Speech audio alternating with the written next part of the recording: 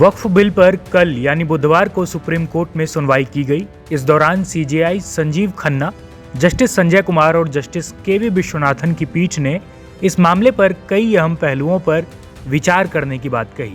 साथ ही अदालत ने इस मुद्दे पर केंद्र सरकार से वक्फ बाय यूजर के मुद्दे पर भी जवाब मांगा है। वहीं याचिकाकर्ता की ओर से वरिष्ठ वकील कपिल सिब्बल, अभिषेक मनु सिंघवी जैसे वकीलों ने इस मुद्दे पर जोरदार बहस की।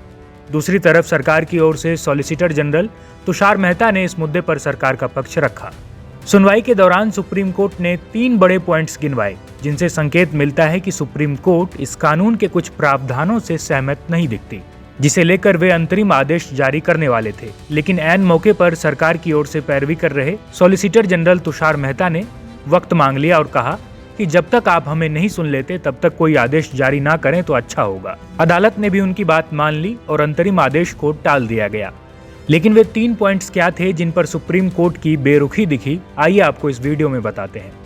नए कानून में सरकार को यह हक दिया गया है कि वो वक्फ घोषित हो चुकी संपत्तियों को डीनोटिफाई यानी वक्फ से मुक्त कर सकें।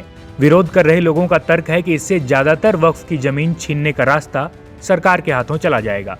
अब इस मामले पर कोर्ट का रुख क्या हो सकता है, वो भी सुनिए।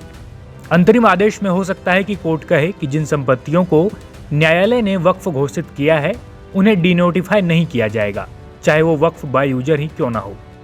जो दूसरा पॉइंट था वो ये था कि नया कानून कहता है कि वक्फ को चलाने वाली केंद्रीय वक्फ परिषद और राज्य वक्फ बोर्डों में गैर मुस्लिमों की नियुक्ति की जा सकती है। ज्यादातर लोग इसी बात का विरोध कर रहे हैं। उनका तर्क है कि दूसरे धर्म के लोगों को क्यों जगह दी जानी चाहिए।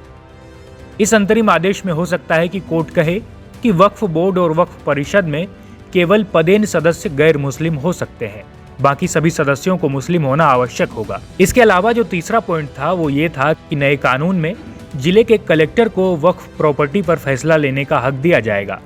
बाद में उसे चैलेंज किया जा सकता है, लेकिन विरोध करने वालों का तर्क है कि इससे कलेक्टर जब चाहे वक्फ की जमीन छीन सकता है। इस प्रावधान पर भी सुप्रीम कोर्ट रोक लगा सकता है।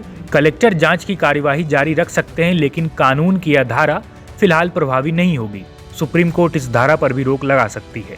तो ये 3 सवाल थे जिन पर सुप्रीम कोर्ट में अभी भी केस पूरा का पूरा फंसा हुआ है। वक्फ कानून पर सुप्रीम कोर्ट में लगातार दूसरे दिन आज फिर सुनवाई होनी है। इस पर हम आपको लगातार पल पल की अपडेट देते रहेंगे। देखते रहिए India.com।